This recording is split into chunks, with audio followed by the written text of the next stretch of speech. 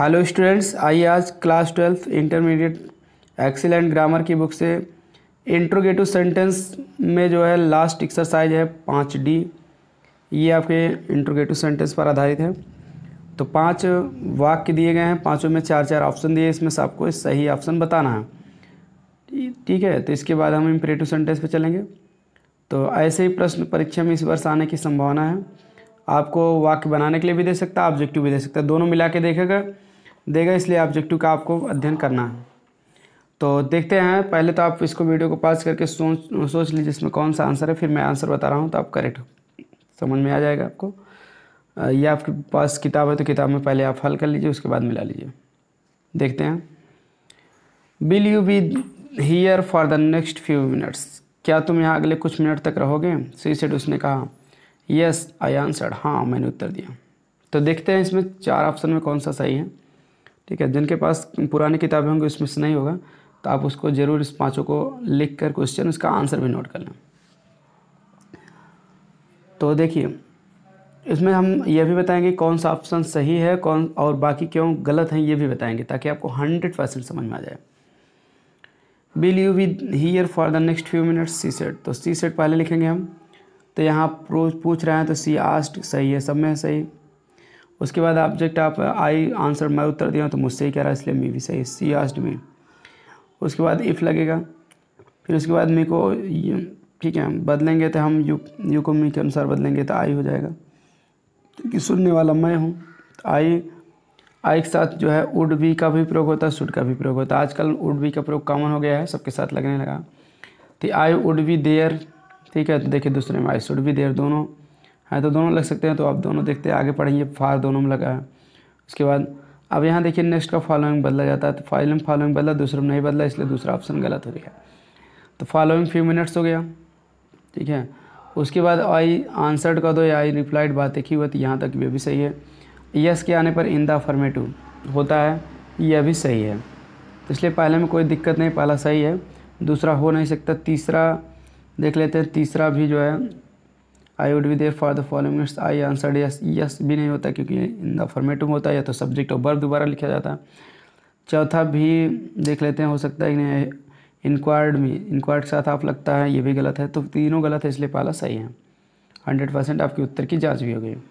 इस तरह से अगर सही ना आता हो तो आप गलत को ऑप्शन से निकाल दीजिए, तब भी आपको जो बचेगा वही आंसर हो जाएगा। दूसरा आपका क्वेश्चन है, why did you not come to school study आज द टीचर? टीचर ने पूछा तुम कल स्कूल क्यों नहीं आए थे?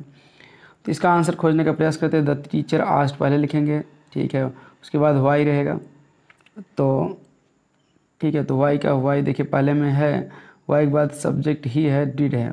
तो पास्ट इंडेफिनिट में सब्जेक्ट और डिड नहीं लगता, पास्ट परफेक्ट बदला जाता है, ये भी गलत है। अब दूसरा वाक्य द टीचर आस्क्ड, इसमें भाई यू अगर लगा है तो स्टूडेंट, टीचर पूछ रहे थे स्टूडेंट के लिए ही होंगे, तो इसलिए स्टूडेंट भी मान सकते हैं, दूसरा भी सही है, ठीक है। तीसरे में भी है ये। अब आगे देखते हैं, स्टूडेंट के बाद वाई कंजक्शन लगेगा, ठीक है लगा है। वाई के बाद हमेशा कंजक्शन है तो सब्जेक्ट लिखा जाएगा, तो दूसरे में सब्जेक्ट है, तीसरे में वाई के बाद सब्जेक्ट नहीं है, तीसरा गलत ही हो गया, ठीक है। चौथे में भी चौथा ही गलत भी है, क्योंकि वाई के बाद यू है तो यू को बदला जाता है, तो इसलिए बदले नहीं है, तो इसमें भी गलत है। तो कुल मिला के आपका दूसरा वाला ऑप्शन एकदम सही हो जाएगा। The teacher asked the student why he had not gone to school the previous day, stayed previous day भी बदला, डिड का हैड बदला, तो दूसरा वाला आपका ऑप्शन सही है। तीसरा देख लेते हैं हम। तीसरा, the wolf said to lamb, भेड़िए ने मेमने से कहा, why are you making the water dirty, तुम पानी को गंदा क्यों कर रहे हो? तो द वुल्फ सेड टू का आस्क्ड हो जाए, आस्क्ड द लैम। इफ़ तो लगता नहीं, सेकंड टाइप है तो ये गलत ही हो गया। वाई के बाद वाज नहीं लगता सब्जेक्ट का, तो ये भी गलत हो गया। तो तीसरे में the wolf asked the lamb why he was making, why are you making, why he was making the water dirty, सही है। चौथा भी गलत है क्योंकि वाई के बाद सब्जेक्ट आता नहीं है। तो इस तरह से सी वाला 100% आपका करेक्ट हो गया। चौथा हम देख लेते हैं। चौथे में व्हाट मेक्स यू वरीड, तुम्हें क्या चिंतित बनाता है? Said the man to his wife, आदमी ने अपनी पत्नी से कहा। शी सेड, उसने कहा, only the long separation of my children, केवल मेरे बच्चों का लंबा जुदाई, सेपरेशन माने अलगाव या जुदाई। तो इसमें हम देखने का प्रयास करते हैं कौन सा सही है। तो द मैन, आदमी पत्नी से पूछ रहा था, आस्क्ड हिज वाइफ, सही है, कोई दिक्कत नहीं है यहाँ तक। वाट मेड, वाट देखिए यहाँ वाट के बाद तुरंत सब वर्ब लगा, मेक्स, जैसे हु कॉल्स यू, तुम्हें कौन बुलाता है, तो वाट मेक्स यू, तुम्हें कौन बनाता है, तो यू ऑब्जेक्ट है, किसे तुम्हें, तो ये व्हाट यहाँ सब्जेक्ट का भी काम कर रहा है, इंट्रोगेटिव वर्ड का भी काम कर रहा है। तो जब इंट्रोगेटिव वर्ड और सब्जेक्ट दोनों का काम कर रहा है तो व्हाट के बाद सब्जेक्ट लिखने की जरूरत नहीं है, तो तुरंत वर्ब आ जाएगा व्हाट मेड। ठीक है। अब यू को जो है पत्नी से पूछा था, हर भी सही है, वर्ड भी सही है। ठीक है, तो हर वर्ड यहाँ तक पहले में कोई समस्या नहीं है।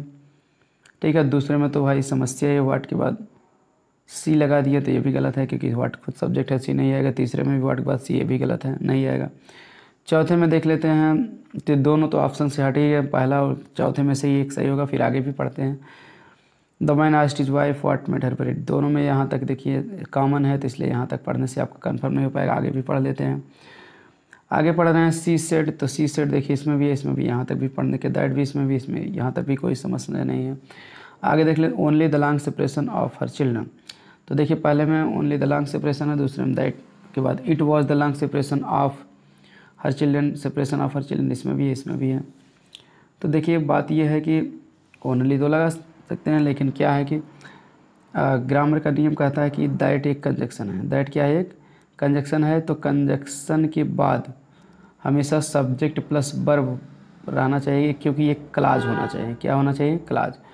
तो इस नियम के तहत हम देखते हैं, तो पहले में जो है क्लाज नहीं है, ये only the long separation of my children, तो ये फ्रेज है जिसमें सब्जेक्ट और वर्ब नहीं रहता तो फ्रेज होता है, तो फ्रेज आ नहीं सकता। दैट के बाद ये क्लाज जो है आएगा, तो 100% आपका सही होगा। तो इसीलिए जो है आपका इट वाज अपने मन से लिख सकते हैं, क्योंकि अब हम दूसरे से कहेंगे, उसने कहा कि it was the long separation of her children, या उसके बच्चों का लंबा जुदाई थी। ठीक है, तो इस तरह से जो उसके चिंतित कर दिया, तो इट इज मान सकते हैं, जहाँ सब्जेक्ट नहीं रहता तो इट इज का इट वाज हो जाएगा, the long separation of my children. तो ओनली यहाँ बात पर जोर देने के लिए लगा है, तो ओनली नहीं लिखा जाएगा, जब इट वाज लग दिया है तो इट भी बात पर जोर देने के लिए लगता है, तो ओन बिना ओनली के भी सही माना जाएगा। मूल बात यह है कि दैट के बाद क्लाज रहना चाहिए, पहले में क्लाज नहीं है इसलिए पहला सही नहीं है। ठीक है, तो पहला ये वाला आपका सही नहीं है, दैट ओनली वाला, ये लास्ट वाला आपका डी वाला 100% आपका सही आंसर होगा। क्यों तीनों नहीं होंगे उसका भी कारण बता दिया आपको। पांचवा भी देख लेते हैं, लगे हाथ। गोपाल से टूर गणेश, गोपाल ने गणेश से कहा will you like to go to see the cricket match, क्या तुम क्रिकेट मैच देखने जाना चाहोगे? तो इसका आंसर देख लेते हैं। गोपाल टोल्ड गणेश दैट तो लगता नहीं, क्योंकि ये फर्स्ट टाइप है, पहला का ऑप्शन से गलत। दूसरे में इफ़ तो लगता है बिल्कुल सही। गोपाल इंक्वायर्ड ऑफ गणेश, ये भी सही, इंक्वायर्ड सा था, इफ़ भी लगेगा। यू को गणेश के अनुसार ही विल का would like to go to see the cricket match, ये बिल्कुल सही लग रहा है, जो सही है भी, लेकिन और भी देख लेते हैं क्यों और गलत होंगे। तो पहला तो मान लीजिए दैट नहीं लगता, गलत है। दूसरा सही है, एकदम सही लग रहा है, उत्तर की जांच भी कर लेते हैं। तीसरा वो Gopal asked Ganesh if he would like to go to, and सा नहीं लगेगा, वुड के साथ होने से फर्स्ट फॉर्म लगेगा, तो एंड के बाद भी फर्स्ट फॉर्म लगेगा, ये भी नहीं हो सकता। तीसरा if he would like to go to see the cricket match. ठीक है, तो हम आगे देख ले रहे हैं।